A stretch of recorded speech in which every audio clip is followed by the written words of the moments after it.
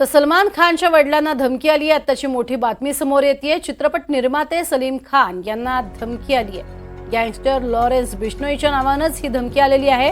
Morning walk करत असताना bike स्वारानं ही धमकी दिली आहे। बिश्नोई को भेजू क्या असं सलीम खान यांना बोलून बाईक स्वार पसार झालाय। सलीम खान यांचे सुरक्षा रक्षक हालचाल करण्यापूर्वीच बाईक स्वार तिथून पसार झाला। शिवडीवरनं एका इसमाला आता ताब्यात घेण्यात आलेला आहे।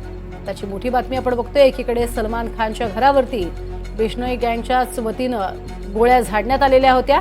त्यात आता सलमान खानच्या वडिलांनाही धमकी देण्यात आली आहे। सलीम खान हे चित्रपट निर्माते म्हणून प्रसिद्ध आणि ख्यातनाम आहेत।